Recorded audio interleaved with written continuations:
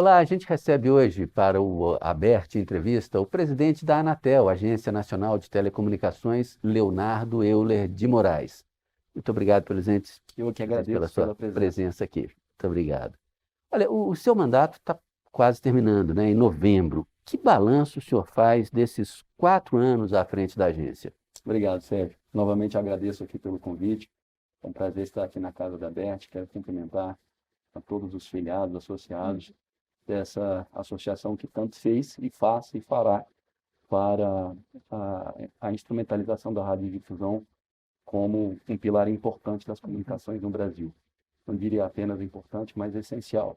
De fato, no próximo dia 4 de novembro, dar-se-á o fim do meu mandato e chego à conclusão que a gente conseguiu dar uma parcela de contribuição para o desenvolvimento das telecomunicações brasileiras, mas também para a implementação de políticas públicas relacionadas tanto às telecomunicações quanto à radiodifusão.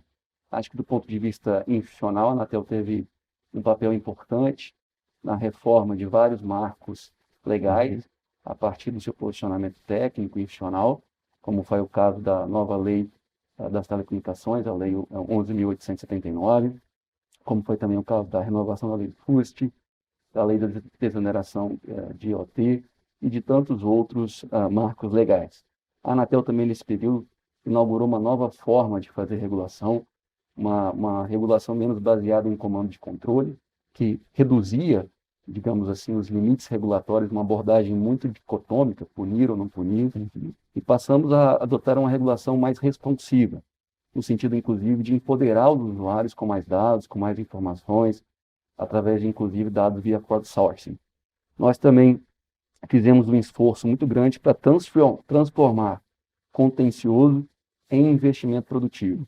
Os termos de ajustamento de conduta, os primeiros da história da Anatel que foram assinados, onde, para além da cessação da conduta infrativa, que é o objeto nuclear de um quadro, nós também estabelecemos compromissos de investimento. No caso, por exemplo, mais de 350 municípios no norte, no nordeste, no norte de Minas, receberam 4G, municípios que só tinham até 3G através desses instrumentos.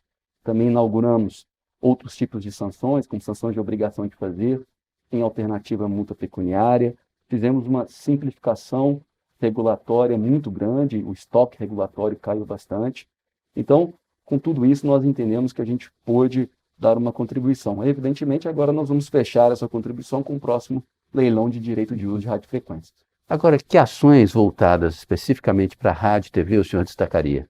Olha, acho que foi muito importante, primeiro, aquilo que foi a consolidação do desligamento da TV analógica no Brasil.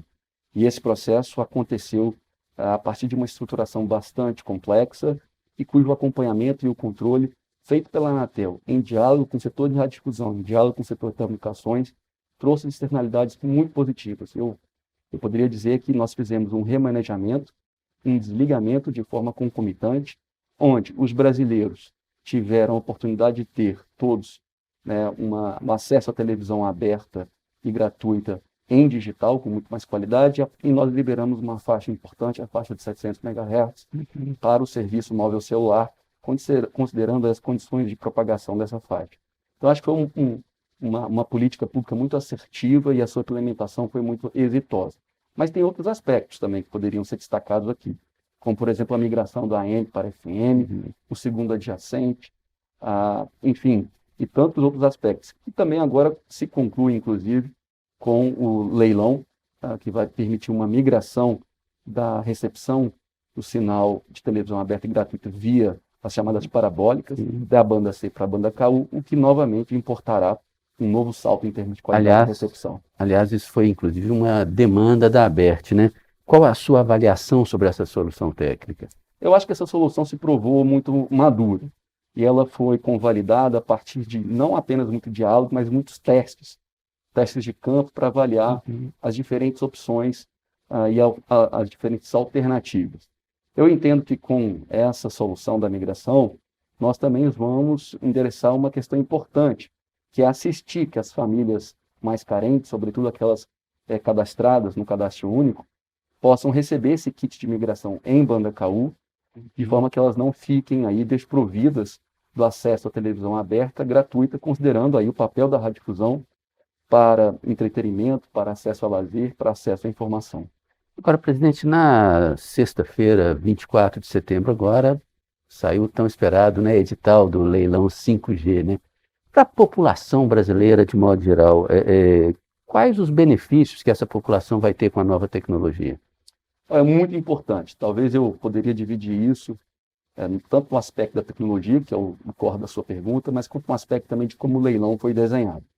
No aspecto da tecnologia, o 5G é muito mais do que uma evolução do 4G. Não é apenas mais um G, como foi na transição da terceira para a quarta geração.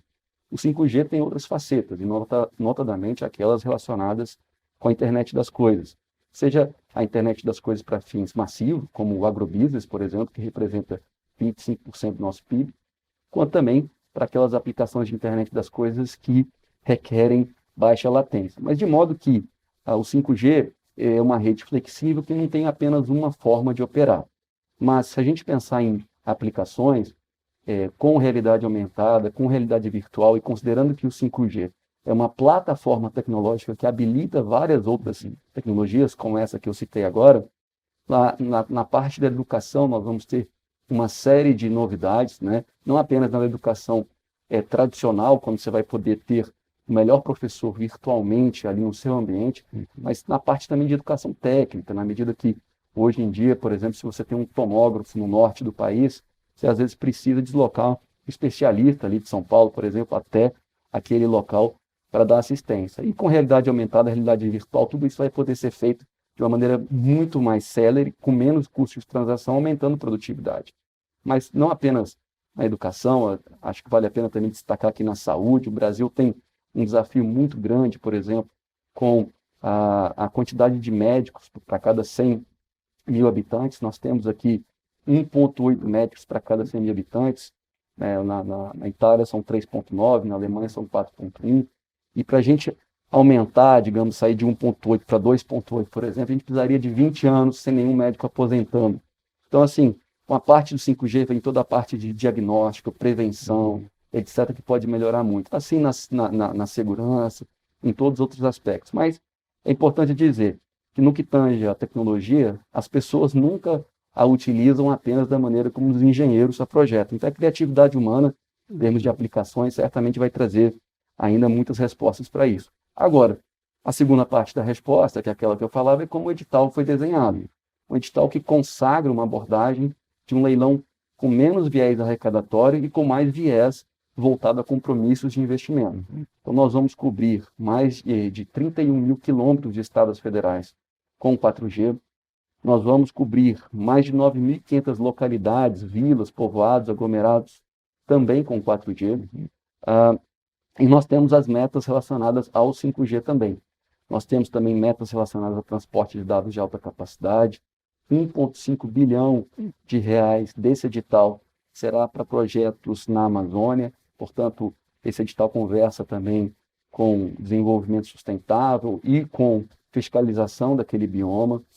Então, nós temos aí uma série de vantagens e externalidades positivas que decorrerão desse leilão a partir do momento que ele endereça as lacunas de infraestrutura no E Brasil. ainda com a garantia de preservação dos dados estratégicos do governo, por exemplo, do Estado brasileiro. No né? caso da rede privativa também, exatamente.